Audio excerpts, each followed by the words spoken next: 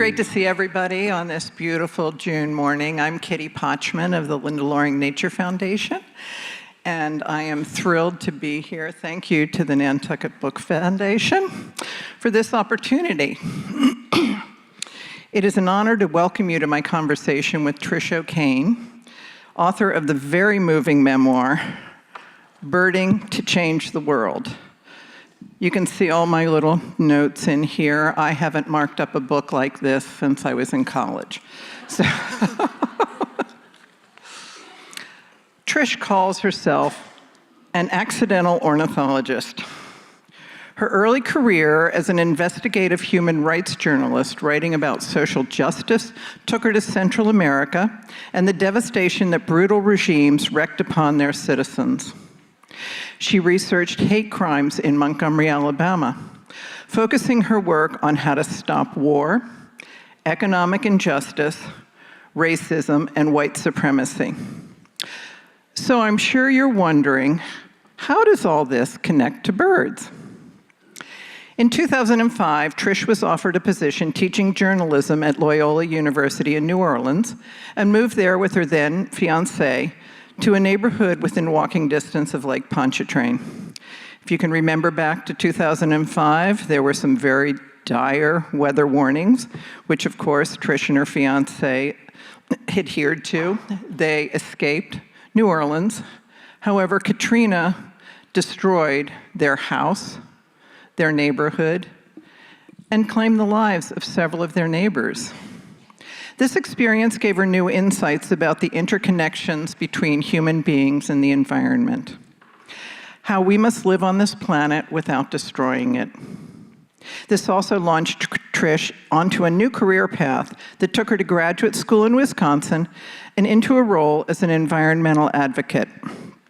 She is now a senior lecturer in environmental justice at the University of Vermont, where avians are her teaching assistants. Please join me in welcoming Trish O'Kane to the 2024 Nantucket Book Festival.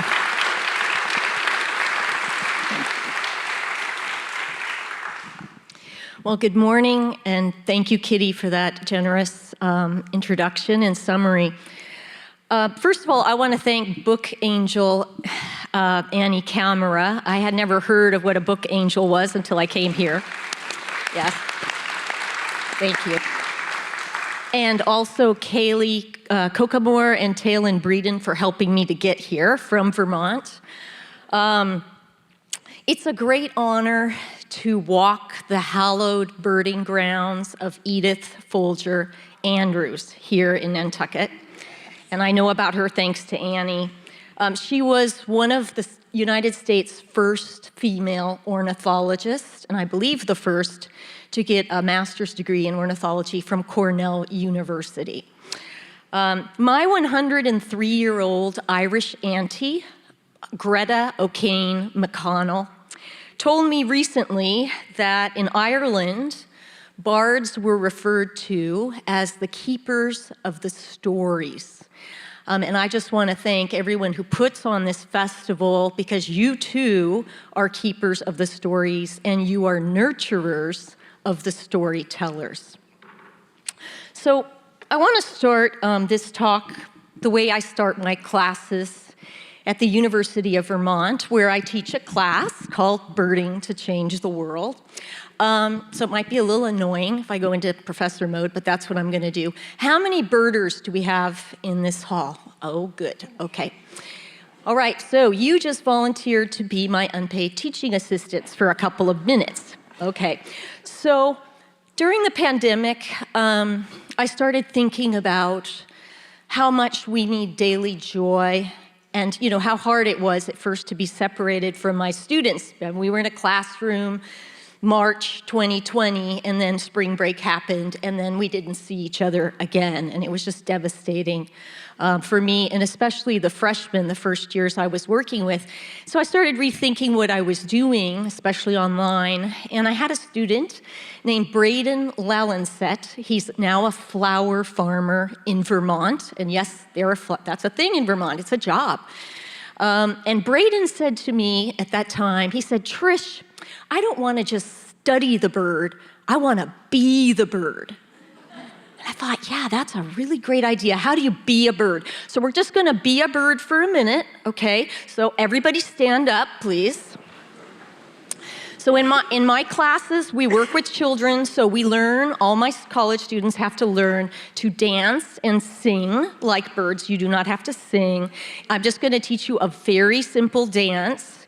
Today it's called the woodcock booty bob, but in Edith Folger Andrews called it the woodcock Roomba.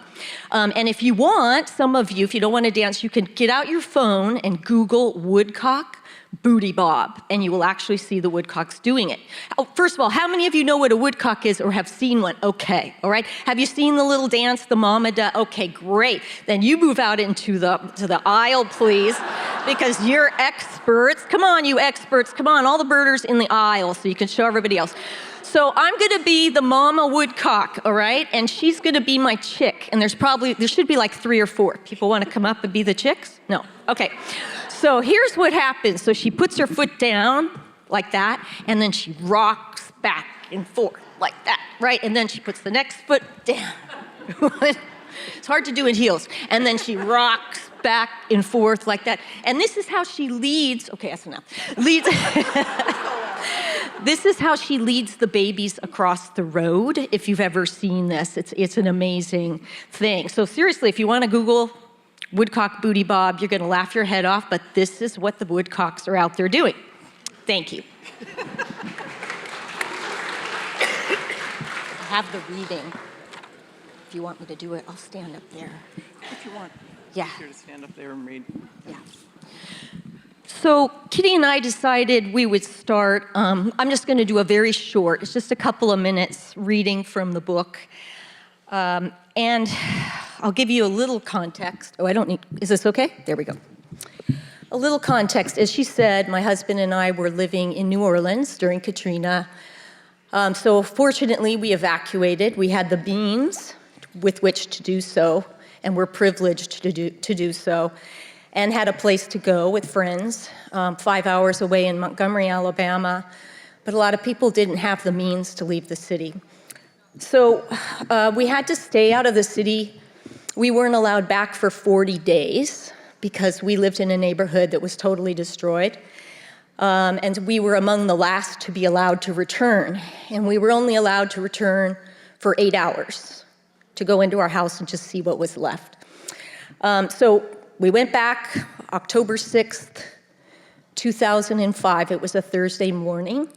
We drove from Montgomery, Alabama. We were there in the house, not even 8 hours, and then we drove back to Alabama. So we stayed in Alabama because the university was closed and the city was half dead, literally, and we weren't allowed to, then I returned in January to teach. So this short reading is from that period after Katrina. 5 months, oh, I'm sorry. It's from chapter 2. C'est la vie. What bird wilt thou employ to bring me word of thee? Henry David Thoreau, May 23rd, 1843. 5 months after Katrina, in January of 2006, Loyola University finally reopened and I returned to teach. My husband Jim stayed in Montgomery with our dogs because half the housing in New Orleans had been destroyed or badly damaged. Rents had doubled. A friend offered a cheap room in her house on the island, what New Orleanians now call the areas of highest elevation that did not flood. The island was an oasis of marzipan-filled almond croissants, double-shot cappuccinos, and shiny new laptops in cafes that had reopened. The universities were there. Bars were packed. The flooded part of the city, now called the Dead Zone, was about 10 minutes east of us. A dark, stinky stain that stretched for miles. It covered block after block of abandoned homes, fronted by huge mounds of debris, rotting furniture, appliances, clothing, toys. Whole neighborhoods had become open caskets, Feral dogs darted between the houses and trash piles, furtive shadows. Every time I drove out to visit our bulldozed home, I half expected mutants to jump out of the ruins. In the new post-Katrina lexicon, the city had been divided into an island and a dead zone, and time had been divided into BK and AK, before Katrina and after Katrina. My first AK morning in New Orleans, that January, I woke early to a strange sound in a city: silence. I lay in bed in my friend's house and listened for several minutes, thinking about what that silence meant. All the people who hadn't returned, who might never return, the over 1,400 people who had drowned, including some of my neighbors. Then cardinals began to click in my friend's yard. That AK morning, I didn't know that cardinals may mate for life, that they can live 14 years, and that they stay in the same territory, which meant that this yard was the cardinal's yard, not my friend's yard. And I did not know that cardinals mate feed, the male bringing the choicest sunflower seeds from a feeder to the female waiting on a branch where he feeds them to her, beak to beak. But I did know this: the cardinal's metallic clicking meant that there was something beautiful, something wild, something alive in the hurricane-trashed yard. And suddenly that bird seemed like the most precious being on earth, like the first animal descending the plank from Noah's Ark. I wanted to run outside and hug it.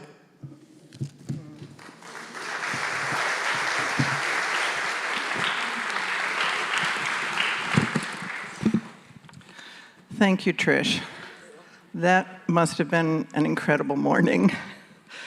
Well, an incredible experience that you had.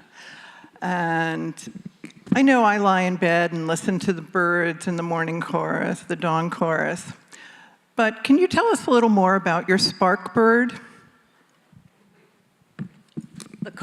My spark, you mean the cardinal or the catbird? Which one? Either one. Either one. You can have more than one spark bird. Yeah. Who knows what a spark bird is? Yes, all the birders know what a spark bird is. Spark bird. So that's like your first bird that you really, really see and you connect to it. Your soul connects to that bird. It's not just the bird you recognize, oh, that's a cardinal or that's a robin, and you look it up in your field guide. But no, your soul connects to that little creature.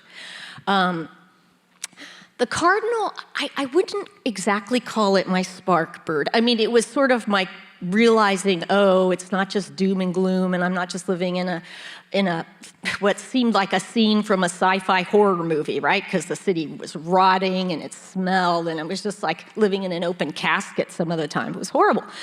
But that bird and its beautiful red color and its sound, I mean, I woke to the clicking of a cardinal this morning in the Jared Coffin Hotel, because I sleep with the windows open. And there it was, waking me up 5:30 a.m., and I knew I was coming to talk to you all about this. So I don't know how I would describe that bird, maybe my resurrection bird or my phoenix bird. But the spark bird, I would have to say, and some of the birders will be disappointed, was Passer domesticus, the lowly, hated, reviled house sparrow, of which you have many on the island.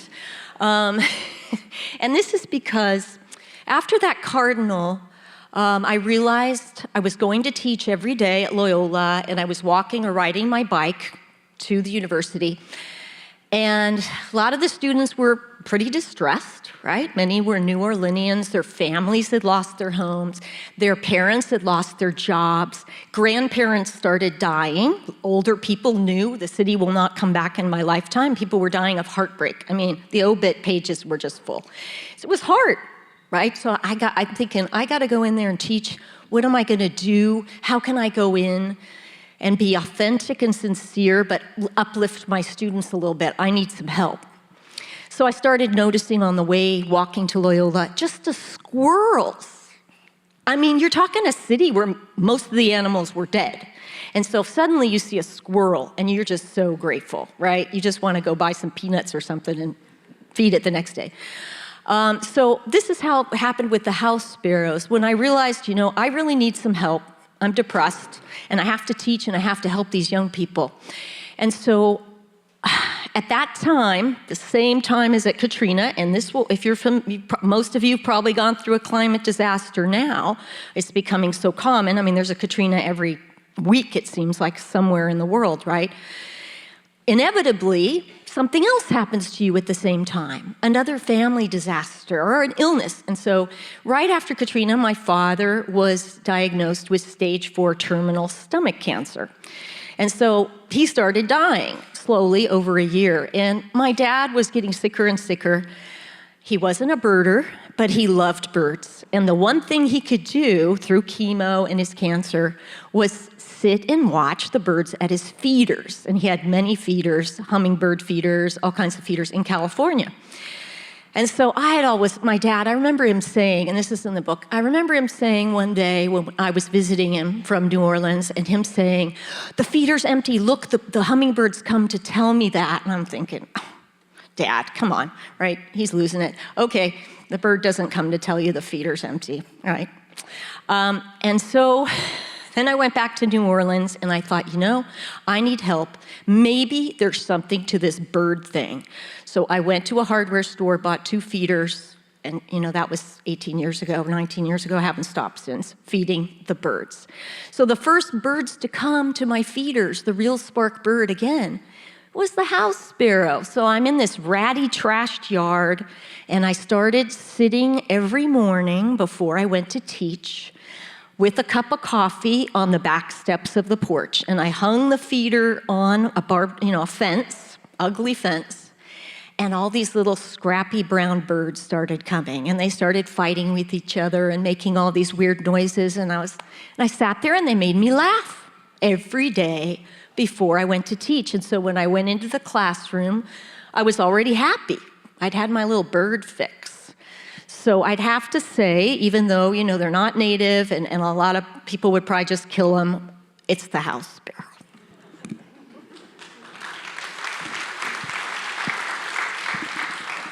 Birds really do bring us joy in so many different ways. And like many of us, your career trajectory didn't follow the expected path. You left teaching in New Orleans and decided to study environmental science in Wisconsin. What made you take this leap of faith? Well, first of all, I have to confess.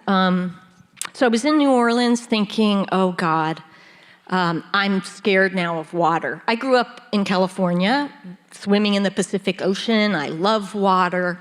But after the storm, my relationship to water changed. And it would rain really hard in New Orleans at night, and I would say to my new roommate, she thought I was nuts, Alice-Ann, we need to get a boat and have it in the driveway, like just a small one, but just in case, in the middle of the night. And so after a few months, I realized, my husband didn't want to go back. A lot of families divided over that issue after Katrina, right? Like half wanted to go back, the other half didn't. So I thought, I love New Orleans very much. I love the South. And I still miss it, but I just can't stay here. I'm too traumatized, and I believe it's going to happen again. Although I didn't know anything about the environment at the time. So I started applying to graduate schools. Didn't want to leave New Orleans. Didn't want to leave Loyola. I loved that university, and I loved my students. But I thought, I was 44 years old. I had no clue why the levees had collapsed. I didn't even know what sea level was, really. I was a complete science zero. I was an investigative journalist. It was Homo sapiens 24/7. I'd never considered another species.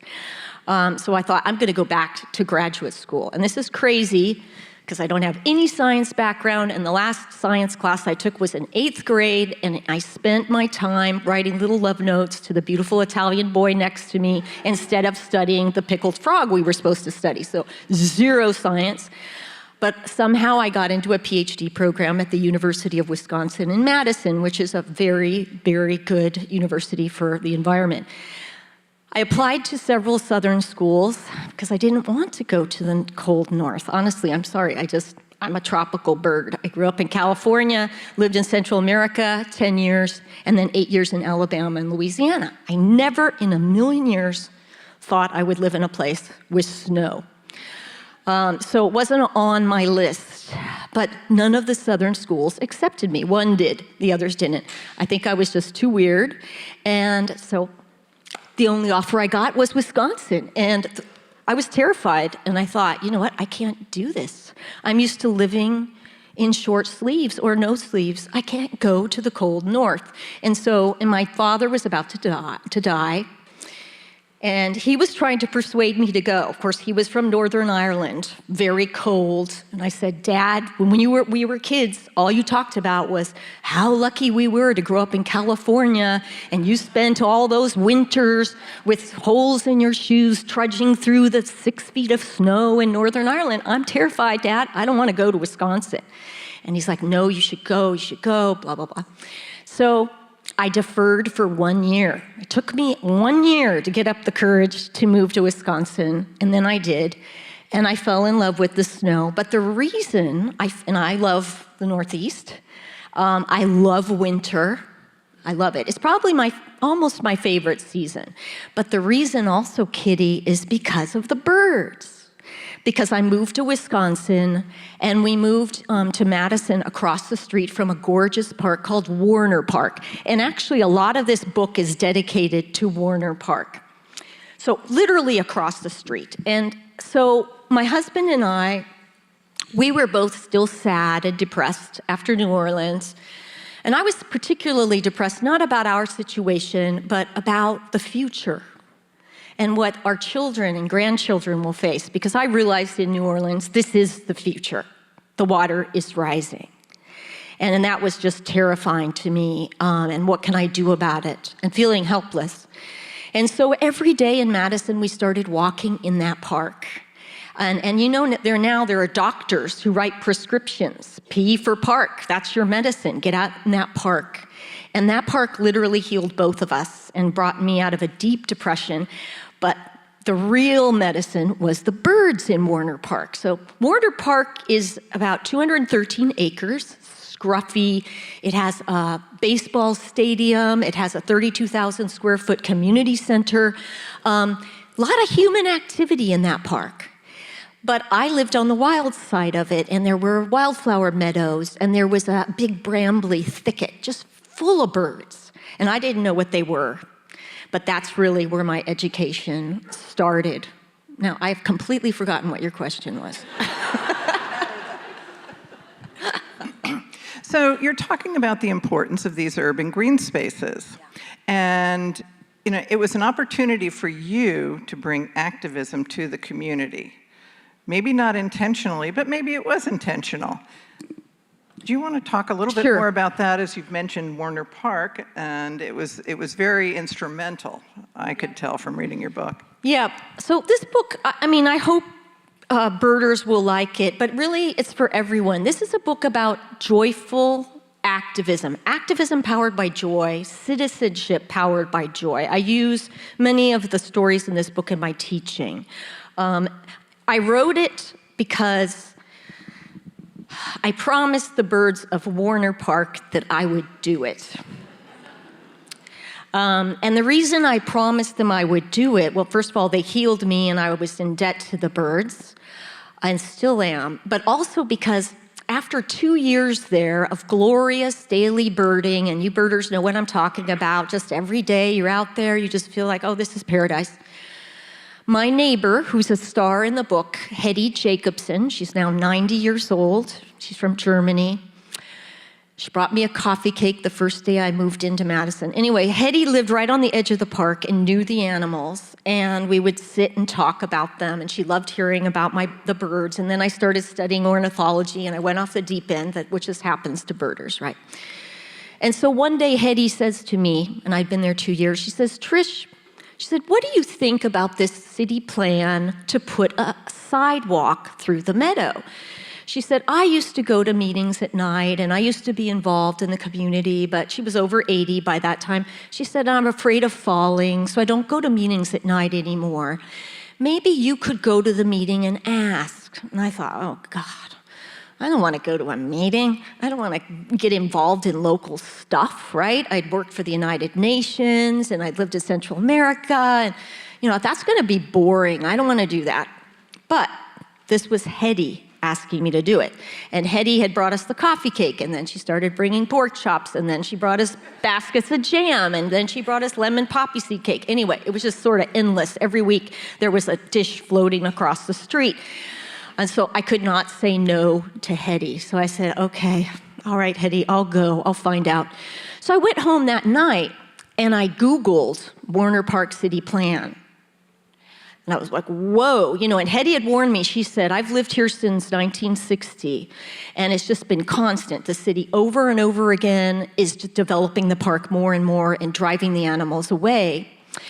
And so when I looked at the city plan, Hetty said, I suspect that sidewalk is the beginning of something else. It was a 165-page plan with a very long chapter dedicated to our park, and it was going to clear and pave, cut woods down, put pontoon concession in the shallow wetland where the birds nested, major migratory spot. And I was just horrified. I said, oh my God, Hetty's right. We have to do something. The rest of the story is in there. I'll just tell you the good news. It was 5 years, 150 hours of public meetings, 15,000 words of public testimony. Never believed in a million years I would embark on something like this. But with the help of neighbors, children, and college students, we protected that park. And today it is the nesting site of eagles on the wetland instead of fireworks and pontoons.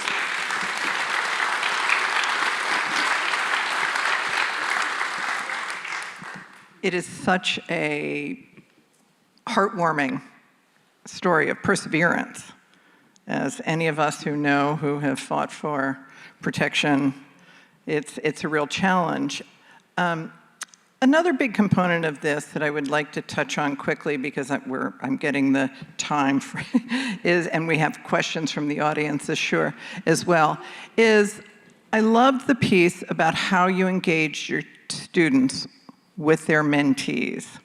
And that is something that is a secret sauce in environmental education that makes a lasting impression, a lasting impact on the individuals that have participated. And if you could talk about that quickly, please. Yes, one of my favorite topics. So another part of the book, part of the activism was I was challenged by the city councilor backing the plan. She was very angry with me for trying to stop it and for organizing neighbors. And so I went to make my peace with her, and she said, look, there's a lot of kids, hundreds of them, living around this park. And they're latchkey kids, their parents work 2 jobs, they come home and they have nothing to do, and there are no environmental programs for the park. Why don't you do something about it instead of just complaining? I thought, okay, I don't have kids, I don't know anything about kids, and I don't know anything about environmental education, but okay, I'll do it. So that ended up being my new career. So this is what she's talking about. I created a class at UW-Madison, now at University of Vermont, also at Brown University, they copied the model, where I teach 25 college students. On Mondays, I teach them about ornithology, social justice, environmental education. It's kind of a mix. And then on Wednesdays, I take them to a local school, and they're paired, each one, with a child for the whole semester. And in Madison, we went to Warner Park every Wednesday for 2 hours, and they all ran around together and learned together, and they got so close. And just one last thing, and then I'll stop. I didn't realize at first how important the mentoring part was. I just knew, I don't know anything about how to do this, but there are these college students I'm supposed to teach who do. They've all done summer camps and stuff. So I'll just get them to do the work, right? One-on-one, and I'll just supervise. That was my plan in the beginning. But I realized how important the mentoring really was, more than the birds. One day, when I went to Sherman Middle School, which was the school in Madison we worked with. We worked in a middle school. Now I work in an elementary school. And I started going to the middle school lunches once a week on Fridays, kind of anthropology, just to go study the kids. I don't know about kids, I'll just go sit there, squish myself in the little plastic seat and listen to them and not say anything. And so one day, I'm sitting at a table with like these 5, 6 little boys, and there's a little boy from our program, and I'm listening to him. He's trying to convince his little buddy to come. And I thought, oh, here it is. He's going to talk about the great blue heron, and he's going to talk about the red-tailed hawk. And he says, because the kid was saying, well, why should I go? I don't know, that sounds dumb. And he says, it's really cool. They give you a college student. And I sat there and thought, oh, it's not about me, obviously. It's not about the birds. It's about that mentor.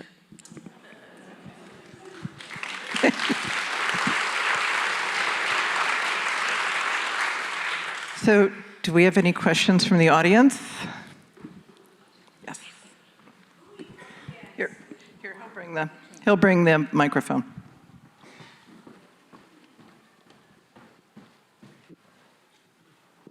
When it came to the park, who were you up against at the park? Who were the villains in this story? And what was it? I mean, was it greed, development, sort of, you know, and what was sort of what turned it around for you? Sort of, how did you, you know, get the project or the development stopped? Right. Well, I think this is where Eric Larson said this, my superpower is ignorance. Just love that. I wrote that down. I'm going to put that on the wall. My superpower was ignorance because I didn't have an environmental background. I was trying to gain it as quickly as possible, but I did have a social justice background, and I'd studied some economics, and, you know, and so when I read the plan, I could see there were no villains. Now, I wanted to create some villains, because we do, right? That's what we do, and that's something we got to change. But as I read it, I realized I'd moved into a lower income area of Madison with a lot of crime and issues, but also a super culturally rich part of Madison, which we chose. Well, first of all, because we couldn't afford to live anywhere else after Katrina. We were in so much debt, but also because of the park. So as I read it, I realized that the city planners and the city councilor were trying to figure out ways to raise income in the area, create jobs, and also they were addressing a need, you know, and when I talked to the city councilor and met with her and I had coffee, she said, you know, I don't see people of color using the park enough. And there's so many people of color, you have so many neighbors of color, why aren't they in the park? And I had worked at Southern Poverty Law Center and studied racism and white supremacist groups, and, you know, I knew why. And so she really called me out on that. And so I thought, you know, she's trying to solve some really serious problems. I don't think she's doing it the right way, but how can I help and not just criticize? And so that was the beginning of a relationship. Now, I do not want to paint this falsely. You'll see from the book. I mean, it was a 5-year pitched battle, and she was not very happy with me most of the time. Now she's mayor, but I have a lot of respect for her because she met with me and she supported the children's program. So there weren't villains. There were problems that needed to be solved, and I learned so much. I also started going to every Parks Commission meeting and going to city council meetings, just learning. Now, first we had to stop the plan because it was urgent, right? Trees were going to get cut down. It wasn't, again, it was just to meet a need. But parks, I also started studying municipal park history and national park history. My whole dissertation, 356 pages, ended up 365 or something, ended up about this. And a lot of the book, it's not a dissertation, I promise, because nobody in their right mind would read my dissertation, right? But some of it's based on the research. Parks have always been viewed by city planners and planners as places to solve social issues.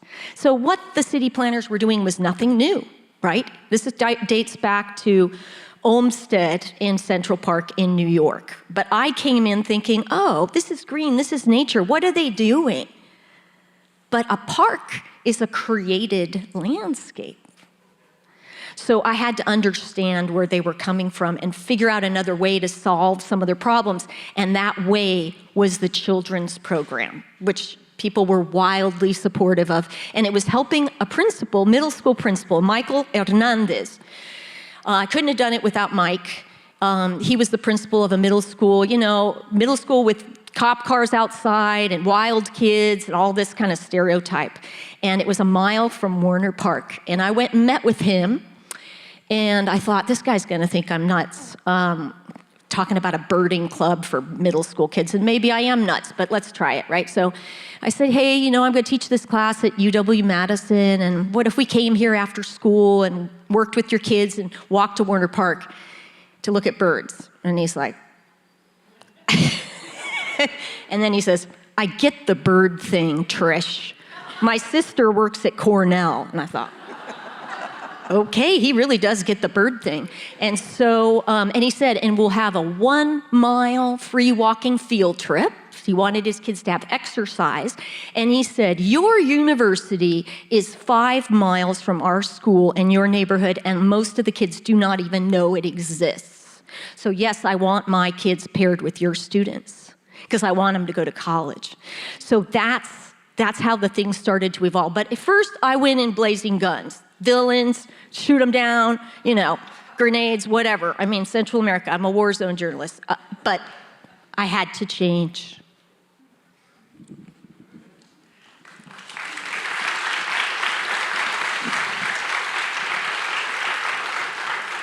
Are there any more questions for Trish? Yes.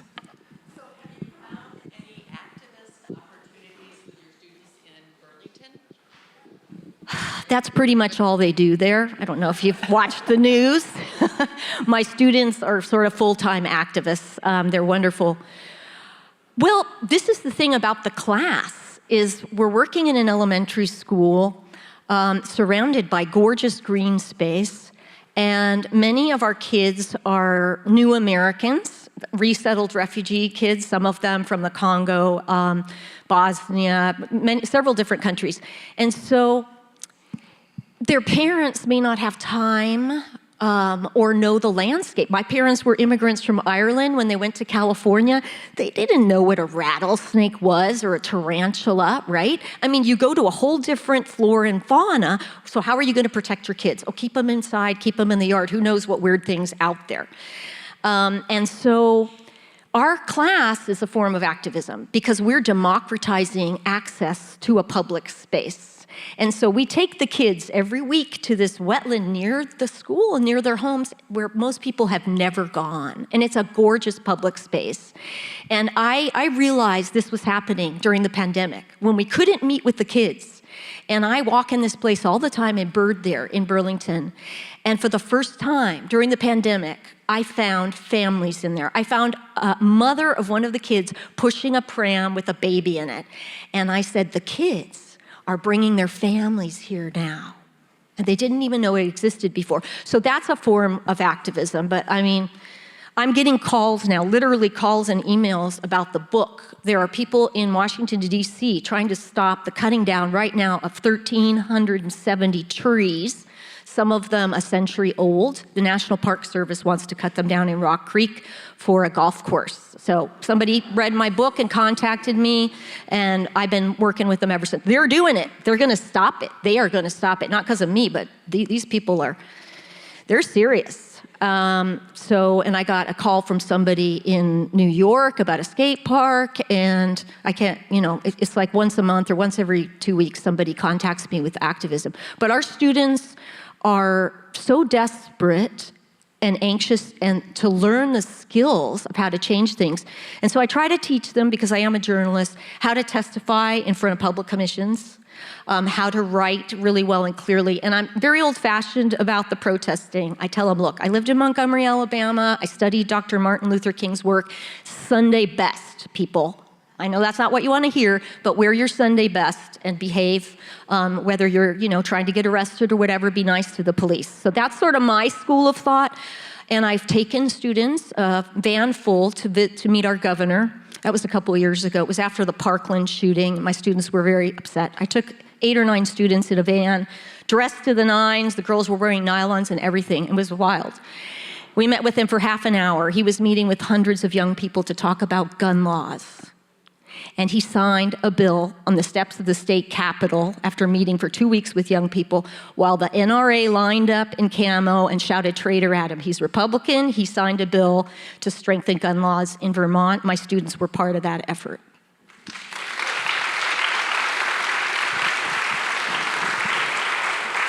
Thank you so much. Thank you, Trish. I know there's lots more questions. I have many as well, but I'm getting the time's up.